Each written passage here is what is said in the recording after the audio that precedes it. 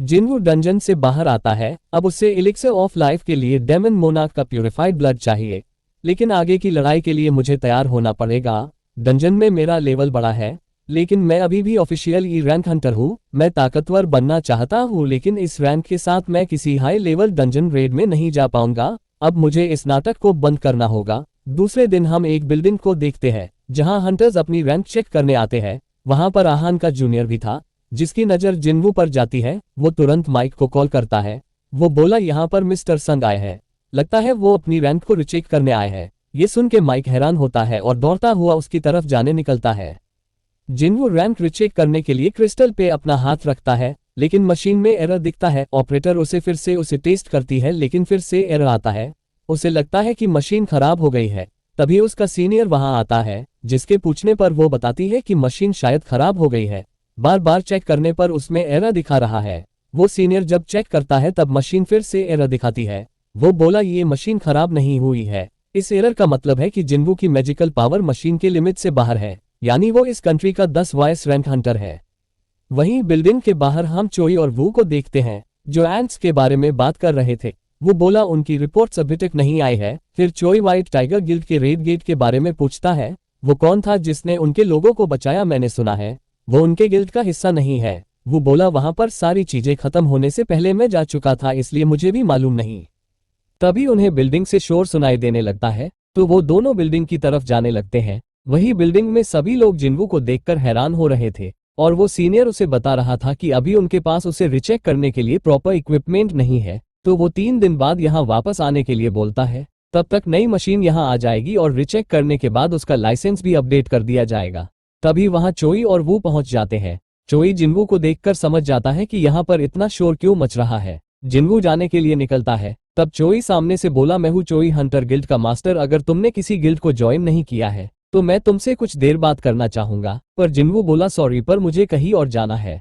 जिनवू के ऐसा करने से चोई शॉक होता है। वो वू से बोला क्या मैंने उसे बताया कि मैं कौन हूँ? वो हामी भरता है। चोई बोला कहीं मैं घमंडी तो नहीं हो रहा। तभी वो लोग नोटिस करते हैं कि जिनवू की प्रेजेंस पूरी तरह से गायब हो चुकी है। तभी वहां पर दौड़ता हुआ माइक भी पहुंच जाता है। चोई सोचता है इसका गिल्ड तो यहाँ से बहुत दूर है और वो यहाँ पर दौड़ता हुआ आया है। अब मैं समझ गया, यानी जिसने रेड गेट को क्लियर किया था वो यही है। माइक भी अपने सामने चोई को देखकर हैरान हो जाता है और चोई उससे बिना कुछ कहे वहां से चला जाता है। दूसरी तरफ जिनवू अपनी माँ के पास बैठा था। वो बोला माँ, आपको देखकर ऐसा लगता है कि आप कभी भी उठकर मुझसे बात करने लगोगी। आप चिंता मत कीजिए, मैं जल्द ही आपको ठीक कर दूंगा। जैसे ही जिनवू वहां से बाहर निकलता है, उस रूम के बाहर वो खड़ा था। वो बोला सर्विलेंस टीम का काम हंटर्स पर नजर रखना होता है, पर लगता है हमारी आंखें भी धोखा खा गई। जिनवू बोला क्या तुम मुझे एक क्रिमिनल की तरह इन्वेस्टिगेट कर रहे हो? वो बोला नहीं, सर्विलेंस टीम का काम है हंटर्स को कंट्रोल करना, लेकिन एस रैंक के मामले में हम भी पावरलेस हैं। तुमसे कोई और मिलना चाहता है और हम देखते हैं कि वो हंटर एसोसिएशन के प्रेसिडेंट वो है। तुम एस रैंक हंटर बन चुके हो, इसलिए हम तुमसे सबसे पहले मिलना चाहते थे। जिनवू बोला पर अभी तो रिचेक होनी बाकी है।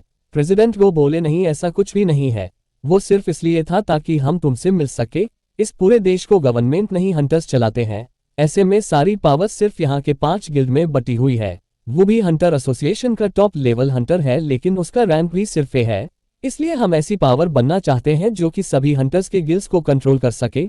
पर अभी के लिए सारे गिल्ड आपस में बैलेंस बनाए हुए हैं, लेकिन अगर तुम किसी भी गिल्ड को ज्वाइन कर लेते हो तो बैलेंस पूरी तरह से बिगड़ जाएगा। इसलिए मैं चाहता हूं कि तुम हमें ज्वाइन करो और मैं तुम्हें एक अच्छी सी पोस्ट दिलाने का वादा करता हूं। जिनवू सोचने लगता है अगर मैं इनके ऑफर को एक्सेप्ट कर लेता हूं तो मेरी जिंदगी रातों रात बदल जाएगी। सभी लोग प्रेसिडेंट को की बात मानते हैं। वो इस कंट्री के सबसे पहले एस रैंक हंटर हैं। मैं अभी भी लेवल अप कर रहा हूं और उन्होंने कब का हंटर का काम छोड़ दिया है, फिर भी वो मेरे लेवल पर हैं। उन्हें देखकर बिल्कुल नहीं लगता कि वो 80 साल के हैं। काफी सोचने के बाद जिनवू इस ऑफर को मना कर देता है।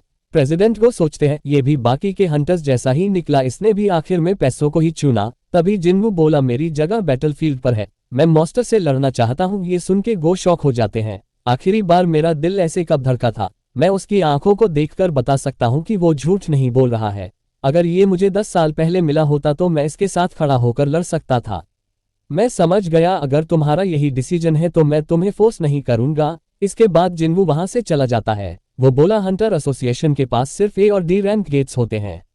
अगर मैं उनका ऑफर मानता तो मुझे ऊपर के लेवल के डंजन में जाने का मौका नहीं मिलता। मुझे जल्दी से जल्दी लेवल अप करना है क्योंकि मुझे मेरी माँ को ठीक करना है। दूसरी तरफ हम डोंगसो को देखते हैं जिसे इवान ने बुरी तरह से तोड़ के रखा है। तभी वहां पर अमेरिका के हंटर गिल्ड का डायरेक्टर आता है। वो बोला, क्या तुम्हें अभी भी लगता है कि वो एक मैजिकल बीस्ट था? डोंगसो बोला, बिल्कुल, ऐसी ताकत किसी इंसान की हो ही नहीं सकती। डायरेक्टर बोला, हम उसे ढूंढ तो रहे हैं पर हमें नहीं लगता कि हम उसका कुछ कर भी पाएंगे। डोंगसो याद करता है कि इवान ने वार्निंग दी कि मेरी फैमिली से दूर रहना, और ये मैं तुम्हारी ही भलाई के लिए कह रहा हूँ, वरना मौत भी तुम्हें मुझसे नहीं बचा पाएगी। डोंगसो खुद पे गुस्सा करते हुए बोला, मैं इतनी बुरी तरह से कैसे हार सकता हूँ? और वो इवान को हराने के लिए आर्टिफैक्ट्स को यूज करने के बारे में सोचने लगता है। आर्टिफैक्ट्स कई तरह के होते हैं जिससे हंटर्स अपनी पावर्स को बढ़ा सकते हैं और इन्हें बेचने के लिए ऑनलाइन ऑक्शन भी होते हैं। जिन्वू को भी कुछ आर्टिफैक्ट्स चाहिए क्योंकि उसे डेमन कैसल में जाने से पहले पूरी तैयारी करनी चाहता है, लेकिन उनके दाम कुछ ज्यादा ही हाई थे। तभी वो स्फेयर ऑफ एवरेज को बेचने के बारे में सोचता है, पर वो इस आइडिया को ड्रॉप करता है क्योंकि सब सोचने लगेंगे कि एक ए रैंक हंटर के पास ये स्फेयर आया कैसे, और मैं किसी हाई रैंक गेट में गया ही नहीं। तभी उसे ऑनलाइन एक गिल्ड की रिक्रूटमेंट दिखती है जहां वो माइनिंग के लिए लोगों को भर्ती कर रहे थे। दूसरी तरफ हंटर एसोसिएशन में प्रेसिडेंट गो बोले, ये फाइल्स 4 साल पुरानी है, लगता है कि मैं किसी और इंसान से ही मिलकर आया हूँ। क्या उसने अपनी रैंक छुपा के रखी थी? वो बोला, ऐसा नहीं हो सकता क्योंकि रिकॉर्ड्स के मुताबिक वो कई बार बुरी तरह से घायल होकर आया है। इतनी बुरी तरह से घायल होने के बाद भी वो बार बार डंजन में जाता रहा क्योंकि वो अपने घर में इकलौता कमाने वाला है।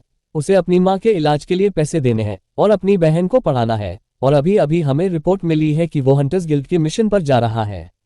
ये सुन के प्रेसिडेंट गो को लगता है कि वो भी पैसों के पीछे ही जा रहा था और कल सब कुछ उसने झूठ बोला, पर वो उन्हें बताता है कि वो एक माइनर की तरह जा रहा है। ये सुन के प्रेसिडेंट सोच में पड़ जाते हैं कि जिन्वू तो सच में एक मिस्ट्री है, आखिर वो करना क्या चाहता है। दूसरी तरफ जिन्वू माइनर की तरह गेट के पास पहुंच जाता है।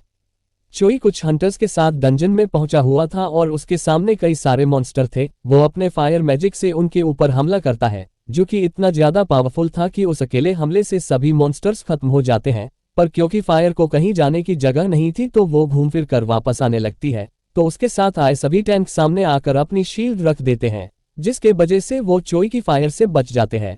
चोई बोला, मैंने अपनी पावर को काफी कंट्रोल किया है, क्योंकि डेड बॉडीज की जगह राख ना मिले तो जल्दी से जल्दी इसे क्लियर करो, फिर आके हम बॉस को हराएंगे। और जो स्मेल से सेंसिटिव है वो अपनी नाक को ढक कर ही रखें। जिसके बाद वो सभी लोग डंजन से बाहर आते हैं। जिन्वू बोला, इन्होंने बॉस को छोड़कर सभी को हरा दिया, वो भी इतनी जल्दी। कल मुझे ये तो पता लग गया था कि चोई ताकतवर है, लेकिन वो एक रैंक डंजन से सभी को बिना किसी खरोंच के बाहर ले आया, वो तो सच में कमाल का है।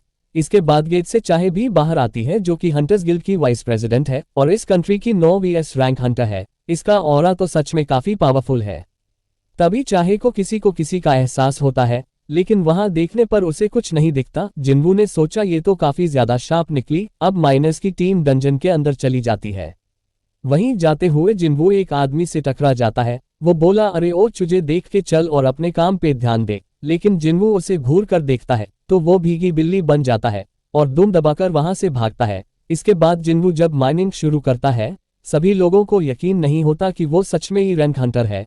इसके बाद लंच का टाइम हो जाता है, पर जिन्वू अपने बॉस से कहता है कि वो इस एरिया को क्लियर करके बाहर आएगा। लेकिन जैसे ही वो सब लोग वहां से जाते हैं, सब कुछ छोड़ के वो बॉस की तरफ जाने लगता है। मेरे पास सिर्फ 1 घंटे का समय है, मैं इस मौके को ऐसे जाने नहीं दे सकता, मुझे इसे हराना चाहिए। अगर मैंने ऐसा किया तो वो क्रिस्टल बाहर नहीं निकाल पाएंगे और हंटर गिल्ड का बहुत बड़ा नुकसान हो जाएगा, पर मैं उससे थोड़े बहुत घाव देकर बाहर तो आ ही सकता हूँ। अब वो अंदर जाने ही वाला था, तभी उसे पीछे से आवाज आती है, तुम यहाँ कर क्या रहे हो? और हम देखते हैं कि वो चाहे होती है, मैं तुमसे आखिरी बार पूछ रही हूँ, तुम यहाँ क्या कर रहे हो?